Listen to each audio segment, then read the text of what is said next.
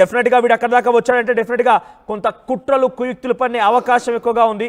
వీడు డెఫినెట్ గా కొంత దారుణాలకు తెల్లేపే అవకాశం కనబడుతోంది. చూద్దాం మరి ఈ పీఓకేలో ఉన్నటువంటి మసూద్ అజార్ గారిని ఎలా నిర్బంధిస్తుంది భారత ప్రభుత్వం అనేది, వాడు చేసే ప్రయత్నాలు ఎలా తిప్పి కొట్టబోతుంది అనేది, వీడు ఎలా శిక్షిస్తే బాగుంటుంది, మీ అభిప్రాయాన్ని కామెంట్ చేయండి.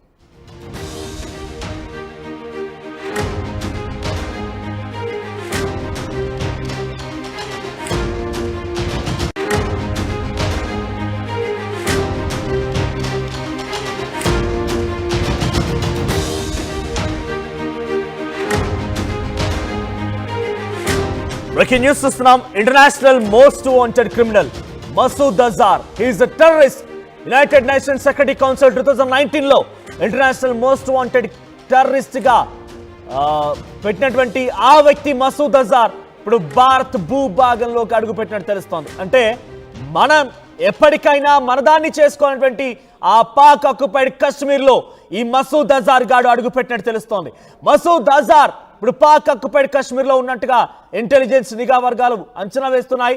భారత్ పైన భారీ దాడికి ఈ జైష్ ఇ మహమ్మద్ ఉగ్రవాద సంస్థకు సంబంధించినటువంటి చీఫ్ మసూద్ అజార్ గాడు కుట్ర చేస్తున్నట్టు తెలుస్తోంది. పహల్గామ్ తరహాలోనే భారీ విధ్వంసానికి ప్లాన్ చేస్తున్నట్టు తెలుస్తోంది. అయితే ప్రస్తుతానికి పఠాన్ కోట్ పుల్వామా దాడులకి ప్రధాన సూత్రధారిగా ఉన్నటువంటి ఈ మసూద్ గాడు పీఓకేలో ఉన్నాడు.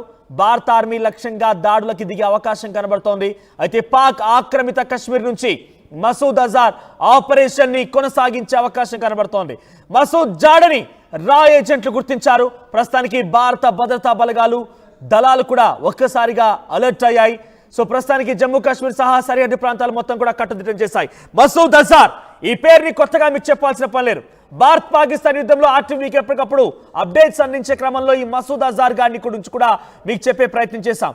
మొదటి రోజున మే 8 ఆపరేషన్ సింధూర్, మే 7 రాత్రి, మే 8 తెల్లవారుజామున ఒక్కసారిగా ఆపరేషన్ సింధూర్ పేరుతో అటు పాకిస్తాన్ కి ముచ్చమటలు పట్టించే విధంగా ఆపరేషన్ సింధూర్ ని మొదలుపెట్టినటువంటి భారత ప్రభుత్వం ఒక్కసారిగా 9 టెర్రర్ క్యాంప్స్ పై అటాక్ చేసింది. 9 టెర్రర్ క్యాంప్స్ పై అటాక్ చేసిన నేపథ్యంలో దాంట్లో చాలా కీలకమైనటువంటి ఒక స్థావరమే బహవల్పూర్లోని జైష్ ఇ మహమ్మద్ ఉగ్రవాద సంస్థకు సంబంధించిన స్థావరం. అది ఏకంగా ఉగ్రవాద సంస్థకు సంబంధించిన క్యాంప్గా మనం చెప్పలేం. చాలా లగ్జీరియస్ అండ్ లావిష్ గా అక్కడి ఉగ్రవాదులకు ట్రైనింగ్ ఇచ్చినటువంటి ఒక స్థావరంగా ఉందట. 650 మంది ఉగ్రవాదులకు ట్రైనింగ్ ఇవ్వచ్చు అంతటి సామర్థ్యమైనటువంటి ఒక క్యాంప్ ని బహవల్పూర్లోని పంజాబ్ ప్రావిన్స్ ప్రాంతంలోని పాకిస్తాన్ లో ఈ జైష్ ఇ మహమ్మద్ ఉగ్రవాద సంస్థకు సంబంధించిన చీఫ్ మసూద్ అజార్ గారు ప్రారంభించుకున్నాడు. అందరికీ ద రిచెస్ట్, అక్కడ నిజంగా చెప్పాలంటే స్విమ్మింగ్ పూల్లు, జిమ్, వారందరికీ ఉండడానికి మంచి మంచి లావిష్ లగ్జీరియస్ బెడ్స్ అన్నీ కూడా సూపర్ డూపర్. ఎంతలా అంటే ఒక ఆర్మీ ట్రైనింగ్ కంటే కూడా చాలా అద్భుతంగా. ఆర్మీ ట్రైనింగ్ ఏముంటుంది, చాలా పెద్ద కఠోరమైనటువంటి ఒక సాధన చేయాల్సిన అవసరం ఉంటుంది ఆర్మీ ట్రైనింగ్ అంటే, కానీ అంతకంటే మించి చాలా లావిష్ గా వారికి ట్రైనింగ్ ఇస్తూ ఉండేవాడట.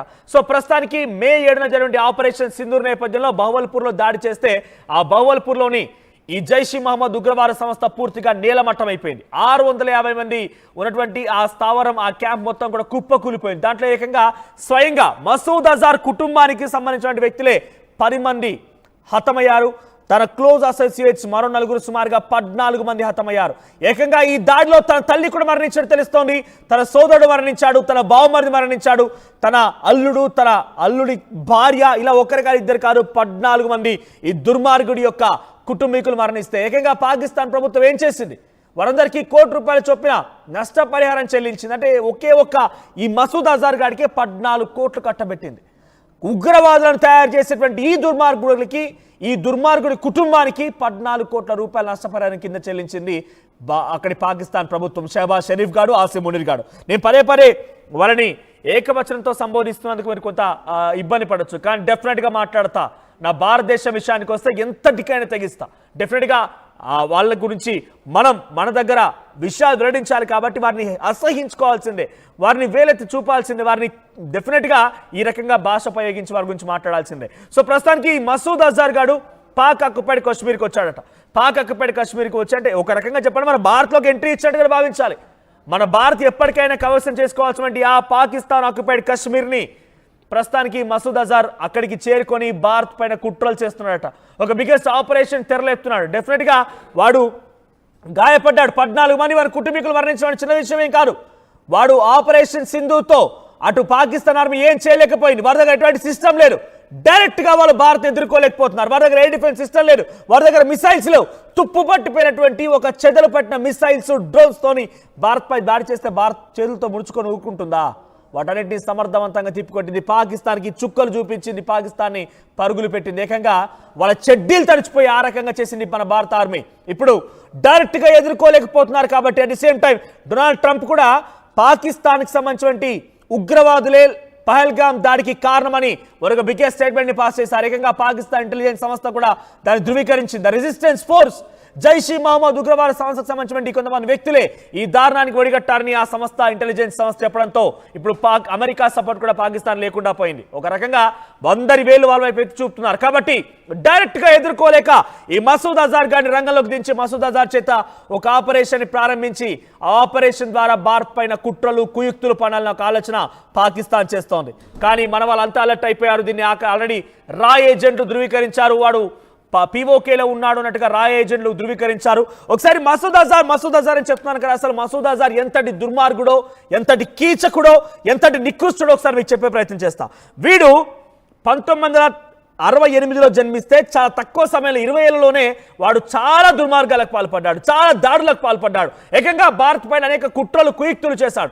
దీంతో వాడిని అరెస్ట్ చేశారు. అయితే కొన్నేళ్ల పాటుగా మన దగ్గర జైల్లో ఉన్నటువంటి మసూద్ అజార్ గాడు 1999లో వాడికి సంబంధించిన ఉగ్రవాద సంస్థ, ఇప్పుడు జైష్ ఈ మహమ్మద్ ఉగ్రవాద సంస్థ ఏదైతే ఉందో దానికి సంబంధించిన కొంతమంది ఉగ్రవాదులు ఒక ఇండియన్ ఎయిర్లైన్స్ ని హైజాక్ చేశారు.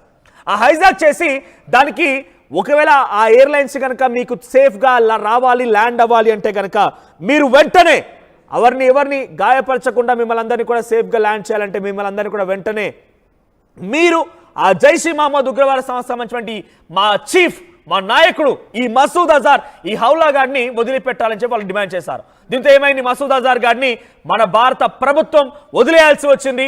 మన వాళ్ళని కాపాడుకోవడం కోసం వదిలేశారు. ఆ తర్వాత ఒకటి కాదు రెండు కాదు వరుసగా భారత్లో జరిగినటువంటి అనేకమైనటువంటి దారుణాలకి వీడే కారణమయ్యాడు. 2001 పార్లమెంట్ అటాక్ కి వీడే కారణం, 2008 ముంబై అటాక్స్ కి వీడే కారణం, 2016 పఠాన్కోట్ అటాక్స్ కి వీడే కారణం, 2019 పుల్వామా అటాక్ కి వీడే కారణం. అన్నిటికీ వీడే కారణం. ఒక్కరి కాదు ఇద్దరు కాదు, వీడు బారిన పడిపోయి వేలాది మంది మరణించారు. చాలా మంది కుటుంబాలు రోడ్డున పడ్డాయి. ఇప్పుడు వీడు మళ్ళీ పీఓకేలకు వచ్చి మనపై దాడి చేయాలని ఒక ఆలోచన చేస్తున్నాడు. పీఓకేలో తన స్థావరాన్ని ఏర్పాటు చేసుకున్నాడు. పీఓకేలో తన అడ్డాగా మార్చుకొని ఆపరేషన్ ని ప్రారంభించబోతున్నాడు. నేరుగా ఎదుర్కొనేటువంటి పాకిస్తాన్ ప్రభుత్వం షహబాజ్ షరీఫ్ గాడు, ఖ్వాజా ఆసిఫ్ గాడు, ఇషాక్ దార్ వీళ్ళంతా కూడా అక్కడ ప్రజాప్రతినిధులు, ప్రధానులు, విదేశాంగ మంత్రిత్వ శాఖకు సంబంధించి వ్యవహరించేటువంటి మంత్రులు, అక్కడ డిఫెన్స్ మినిస్టర్లు, ఏకంగా ఆసిమ్ మునీర్ గారు అక్కడ ఆర్మీ చీఫ్, వాడు ఫీల్డ్ మార్షల్ అట, వాడు ఫీల్డ్ మార్షల్. సో వీళ్ళందరూ కూడా డైరెక్ట్ గా ఎదుర్కోలేకపోతున్నారు. కాబట్టి ఇప్పుడు మసూద్ అజార్ ని రంగంలోకి దించినట్టుగా భావించాలి. మసూద్ అజార్ పీఓకేలకి వచ్చి గస్తీ కాస్తూ ఉన్నాడట. భారత్ పైన కుట్రలు కుయుక్తులు చేయడానికి పన్నాగాలు పన్నుతూ ఉన్నాడట. 1999 ఏరోప్లేన్ హైజాక్ మనం విన్నాం కదా, అప్పుడు వీడు విడుదలైపోయాడు, మన భారత్ నుంచి తప్పించుకొని వెళ్ళిపోయాడు. ఇప్పటి వరకు భారత ప్రభుత్వం అవకాశం దొరికినప్పుడల్లా వీడిని చిక్కించుకోవడం కోసం వీడిపై వల వేసి వీడిని తీసుకొచ్చి మళ్ళీ జైల్లో నూకడం కోసం ప్రయత్నం చేస్తూనే ఉంది. 2001లో పార్లమెంట్ అటాక్, 2008లో ముంబై అటాక్, 2016లో పఠాన్కోట్, 2019లో పుల్వామా, ప్రతి దాంట్లో కూడా వీడి వాని యొక్క ఆలోచనతోని వాడి యొక్క దుష్ట శక్తులని ప్రయోగించి భారత్ పైన కుట్రలు కుతంత్రాలు చేస్తూనే ఉన్నాడు. సో మీరు చెప్పండి, వీడిని ఎలా శిక్షించాలి? ఇంతటి దుర్మార్గుడు ఇప్పుడు భారత్కి సమీపంగా పీఓకేలో ఉన్నాడు. కాబట్టి డెఫినెట్గా గుర్తుపెట్టుకోండి, భారత్ కనుక నిజంగానే తలుచుకొని వాడిని ఎలాగైనా పట్టుకోవాలంటే వాడు ఏ గుహలో దాక్కున్నా కూడా వదిలిపెట్టే ప్రసక్తే లేదు. వాడు ఎక్కడ దాక్కున్నా వదిలిపెట్టే ప్రసక్తే లేదు. చూసారు కదా ఆపరేషన్ సింధూర్లో మన వీర మహిళలు ఎటువంటి అద్భుతమైనటువంటి ఒక ప్రదర్శన కనబరిచారు. సో వాళ్ళ యొక్క ప్రతిభను మనం చూసాం. ఏకంగా అక్కడ చీఫ్లుగా ఆ ఆపరేషన్ సింధూర్ని నడిపించినటువంటి ఆ మహిళల తెగింపు చూసాం. సో ఒక భారతీయ మహిళతో తట్టుకునేటువంటి పాకిస్తాన్ డైరెక్ట్గా భారత ఆర్మీ కనుక నిశ్చయించుకొని వాడిని పట్టుకోవాలనుకుంటే వాడెంత, వాని మొహం ఎంత, వాడి బతుకెంత. సో ప్రస్తుతం పీఓకేలో ఉన్నాడు. మరి పీఓకేలో ఉన్నటువంటి ఈ దుర్మార్గుడిని భారత ప్రభుత్వం ఎలా చేజిక్కించుకోబోతుందో చూడాల్సిన అవసరం ఉంది. డెఫినెట్గా వీడు అక్కడి దాకా వచ్చాడంటే డెఫినెట్గా కొంత కుట్రలు కుయుక్తులు పన్నే అవకాశం ఎక్కువగా ఉంది. వీడు డెఫినెట్గా కొంత దారుణాలకు తెల్లేపే అవకాశం కనబడుతోంది. చూద్దాం మరి ఈ POKలో ఉన్నటువంటి మసూద్ అజార్ గారిని ఎలా నిర్బంధిస్తుంది భారత ప్రభుత్వం అనేది, వాడు చేసే ప్రయత్నాలు ఎలా తిప్పి కొట్టబోతుంది అనేది, వీడు ఎలా శిక్షిస్తే బాగుంటుంది, మీ అభిప్రాయాన్ని కామెంట్ చేయండి.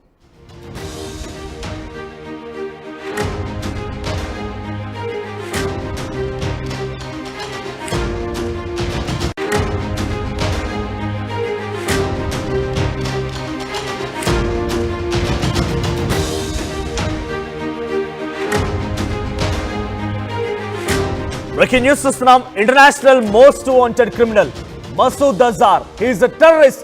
యునైటెడ్ నేషన్స్ సెక్యూరిటీ కౌన్సిల్ 2019లో ఇంటర్నేషనల్ మోస్ట్ వాంటెడ్ టెర్రరిస్ట్ గా పెట్టినటువంటి ఆ వ్యక్తి మసూద్ అజార్ ఇప్పుడు భారత్ భూభాగంలో